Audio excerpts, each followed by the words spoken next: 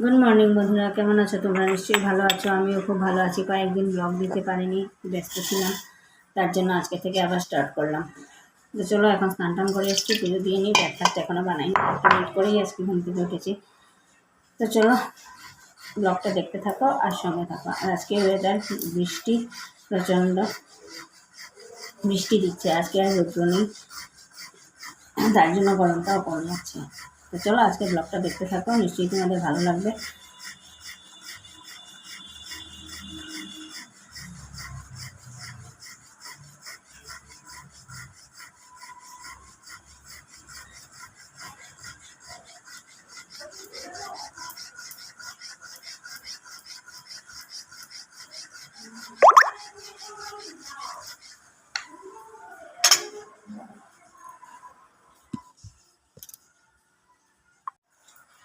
শ্রী লক্ষ্মী দেবীর ব্রত কথা।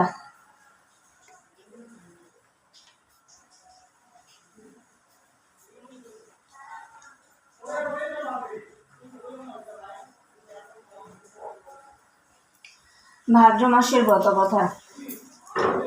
বঙ্গদেশে ছিল এক বিধবার ব্রাহ্মণী, পুত্রয়ে অতি কষ্টে বাস করেন। তিনি একদিন দৈববাণী কানে নারায়ণ, পুত্র হাতে দুঃখ তোর হইবে মোচন।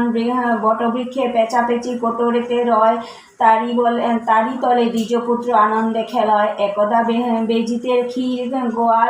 বেচিতে ক্ষীর গোয়ালা আসিল, দুঃখী দেখি দ্বিজপুত্রে কিছু ক্ষীর দিল। পেচক শাবকগণ কাঁদে কোটরেতে, দ্বিজপুত্র তাহাদের ক্ষীর দিল খেতে। অবশিষ্ট যাহা ছিল মার হাতে দিল, খুশি হয়ে মাতা পুত্রে কোলেন তুলে নিল। ভাদ্র মাসের শুক্লপক্ষে গুরুবার দিনে, ব্রাহ্মণী লক্ষ্মীরে পূজে ভক্তিপূর্ণ মনে।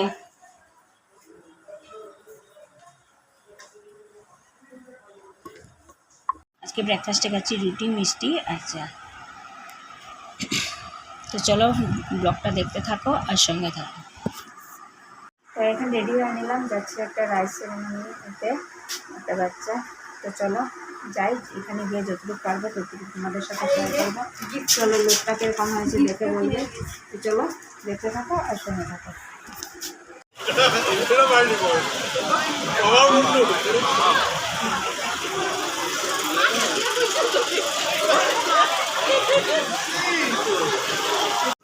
স্টার্টারে কী আছে দেখায়। ফুচকা,